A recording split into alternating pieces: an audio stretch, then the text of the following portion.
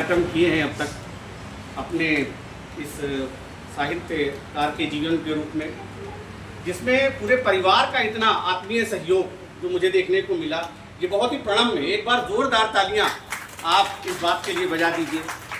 और मैं पूरे परिवार के समस्त सदस्यों का बहुत ही आभार व्यक्त करता हूं, जिन्होंने इतना सुंदर संयोजन किया।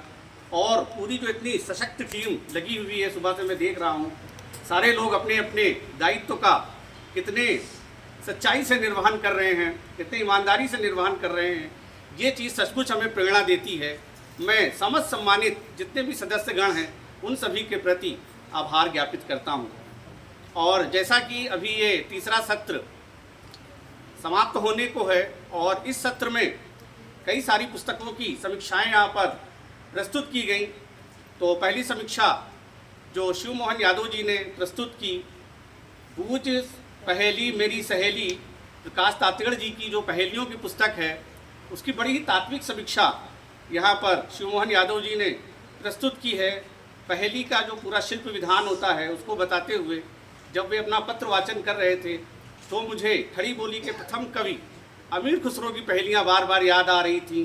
एक थाल मोती से भरा, सबके सर पर औंधा धरा, चारों ओर वो थाली फिरे, फिर भी मोती एक न गिरे। यहाँ से पहेलियों की शुरुआत खड़ी बोली में मानी जाती है। अभी जैसा कि मैडम ने अभी एक पहेली उद्धृत की थी, हरी थी मन भरी थी, लाख मोती जड़ी थी, राजा जी के बाग में दुशाला ओढ़ी खड़ी थी, या एक जानवर ऐसा जिसके दुम पर पैसा। इतनी मनोरंजक पहेलियाँ लिखने वाले अमीर खुसरो हिंदी पहेली विधा के पहले ऐसे पहेलीकार हैं जिनकी पहेलियाँ आज भी लंबा समय बीत जाने के बाद भी आज भी हमारी ज़बान पर चढ़ी हुई हैं। तो प्रकाश तातेड़ जी ने उन पहेलियों की श्रृंखला को अपनी पुस्तक के रूप में आगे बढ़ाया है, उसे नया विस्तार दिया है। तो मैं पत्रवाचक और इस पहेली पुस्तक के लेखक दोनों को हार्दिक बधाई ज्ञापित करता हूं।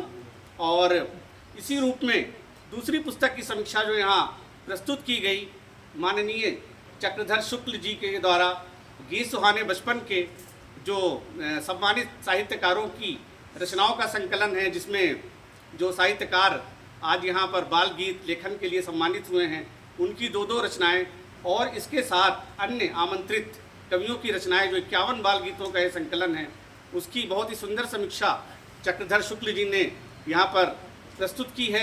मैं उन्हें भी बधाई देता हूँ और इस पुस्तक की संपादिका डॉक्टर विमला भंडारी मैम का भी हार्दिक धन्यवाद ज्ञापित करता हूँ, जो उन्होंने इतनी सुंदर पुस्तक का संयोजन और बहुत ही सुरुचिपूर्ण प्रकाशन, मैं अभी देख रहा था, ये पुस्तक बहुत ही सुंदर प्रकाशित की गई है और बच्चे इसे अवश्य ही पसंद करेंगे। और तीसरी पुस्तक जिसकी समीक्षा सरिता गुप्ता जी ने की, जो दिल्ली से पधारी हैं, शायद मधु माहेश्वरी जी की पुस्तक भावों की सरिता, उसकी बड़ी ही सुंदर समीक्षा उन्होंने प्रस्तुत की।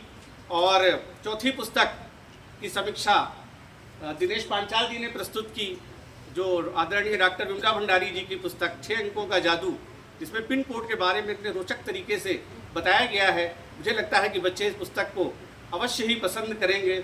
तो मैं इन चारों पुस्तकों के समीक्षक और इन पुस्तक के लेखकों को एक बार पुनः हार्दिक बधाई देता हूं और धन्यवाद ज्ञापित करता हूं, जो उन्होंने इन पुस्तकों के माध्यम से साहित्य के भंडार को भरने का एक बड़ा ही पुनीत कार्य किया है। और अब चूँकि मैं बोलना तो बहुत कुछ चाहता था, लेकिन चूँकि मेरी ट्रेन का समय बिल्कुल एकदम निकट आ रहा है, तो मेरा दिल धड़क रहा है कि कहीं ट्रेन न छूट जाए। तो मैं आदरणीय विमला भंडारी जी से इजाज़त लेते हुए अपनी 1-2 कविताएं यहाँ पर प्रस्तुत करना चाहता हूँ और क्षमा चाहता हूँ कि मैं चौथे सत्र में शायद उपस्थित ना रह पाऊँ, थोड़ी देर शायद सुन लूँ। तो अगर इजाज़त हो मैं तो 1-2 कविताएं मैं अपनी बाल गीत प्रस्तुत करना चाहता हूँ। आपकी कविताएं बहुत पसंद है जी, बहुत धन्यवाद मैम। आपके साथ जो का देश में भी प्रकाशित होती है। जी जी, बिल्कुल बिल्कुल सर। एक मेरी कविता जो बड़ी चर्चित हुई और मुहावरों को लेकर मैंने एक प्रयोग किया है, शायद आपको पसंद आए। कविता का शीर्षक है कैसे। एक बच्चा है जो मुहावरों का अपना अर्थ कर रहा है। नहीं रज़ाई की आंखें पर मम्मी उसे दिखाती धूप, नहीं रज़ाई की आंखें पर मम्मी उसे दिखाती धूप, छत पर रोज़ बिना मुंह खोले नानी कैसे खाती धूप, छत पर रोज़ बिना मुंह खोले नानी कैसे खाती धूप।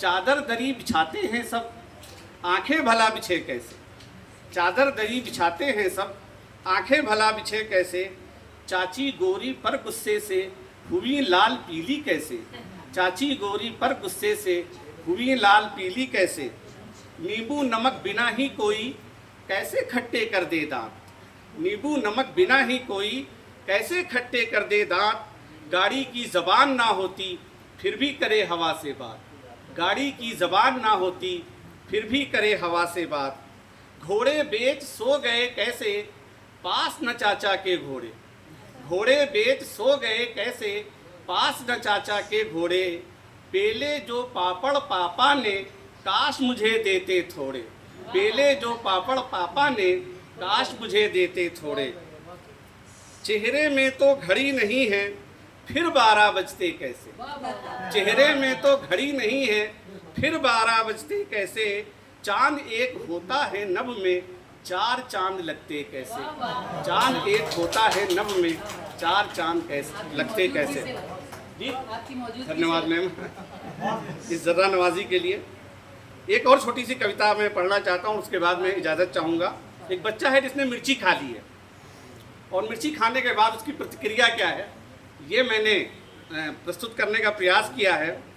खा ली मैंने मिर्च उई माँ, खा ली मैंने मिर्च उई माँ, टॉफ़ी केक जलेबी छोड़ी, डलिया में थी मिर्च निगोड़ी, सोचा लाओ चखलू थोड़ी, सोचा लाओ चखलू थोड़ी, मुझसे तीखी भूल हुई माँ, खा ली मैंने मिर्च हुई माँ, चखी मिर्च में लगा उछलने, चखी मिर्च में लगा उछलने, जीभ लगी उफ मेरी जलने, आंसू फौरन लगे निकलने, कान गरम है नाक चुई माँ, खा ली मैंने मिर्च हुई माँ, तोता खाए टेटे बोले, नहीं मिठाई को मुंह खोले, बिना मिर्च पिंजरे में डोले, कैसी उसकी जीभ मुई माँ, खा ली मैंने मिर्च हुई माँ, गई नहीं अब तक कड़वाहट, अम्मा दे दो मुझे अमावट, कान पकड़ता हूँ अब झटपट,